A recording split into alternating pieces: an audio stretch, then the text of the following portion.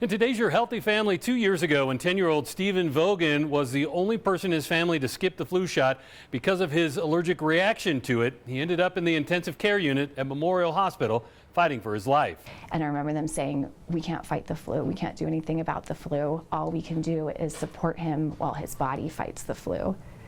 So that was really terrifying to know, not only is he sick, but I could lose my son this quickly from a virus. Stephen's case is a perfect example of why doctors strongly recommend getting a flu shot. You might not be doing this for you. You might be able to carry this and maybe it acts like a common cold to you, but you might have the flu. You could possibly pass along to someone who would love to take the flu shot who can't. Maybe a little child that has cancer and they're undergoing chemotherapy and they're not able to get the flu shot, or maybe some other kid that is too allergic to the flu shot to actually get it, where if they got the flu they'd end up in the hospital. Stephen's stay at Memorial was about a week and a half while his body worked to fight off the flu.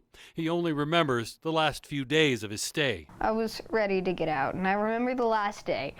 My mom was trying to tell me to breathe really deep so that I could get out faster, because if they saw that I was breathing well, then they would let me out. With his allergy to raw eggs, Stephen now gets his flu shot through a local allergy clinic, and it's not fun. This year I had to get 5 smaller doses of the flu shot because I am allergic to it, and that sucked because every 12 minutes they would give me a new shot plus 3 needle pricks in the arm so that they could test me and test my reactions. And after those, I started swelling.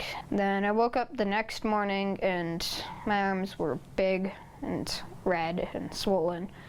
And they were also pretty itchy. It took a couple of days for that to die down, but now I don't have any swelling or any redness or itchiness in my arms. I'd also rather do that than get the flu again. Hopefully you won't have to learn the hard way like the Vogan family did. Don't underestimate it, because before this experience, I had always thought, if you get the flu, it's not that big a deal. You'll be sick for a couple days. Being sick stinks, but it's not a big deal. But after seeing what he went through, especially somebody who's low risk, he's not old, he doesn't have an underlying condition, he's not a baby, he's a low risk person. And to see how it took a healthy child and put him in the ICU within 48 hours was shocking to me, to see how severely it can impact someone. So if you're thinking about not getting the flu shot because you never get the flu, think about the people around you. Even walking down the street, you don't know who you're going to come in contact with. You don't know if this person is going to be going under any type of cancer treatment, or do they have HIV, or something else that puts them at a huge high risk. Don't do it for yourself, but do it for your community. And remember, just because you've never gotten the flu, or you may still get flu symptoms even if you get the vaccine, consider this advice from Stephen.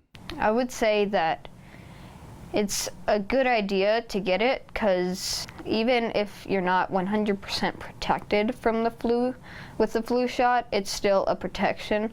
It's kind of like going into a war without any armor on if you don't get the flu shot. But if you get the flu shot, it's some kind of armor. Even if it's not like the greatest, it's still something that will help you out. As the old saying goes, an ounce of prevention is worth a pound of cure. And I also felt really blessed to be where we are in this community with such a great hospital system. And I know that if we hadn't gotten that care, he would have died. And sometimes children do die even with great care because they can't fight the flu. The best thing we can do is to prevent it. One of the hard things with preventative medicine especially is you never know what would have happened if you hadn't done that. And I feel like I kind of got a window into that because I have 6 people in my family. 5 were vaccinated, 1 was not, and he ended up in the ICU. For Your Healthy Family, I'm Ira Cronin. For more health stories, head to yourhealthyfamily.com.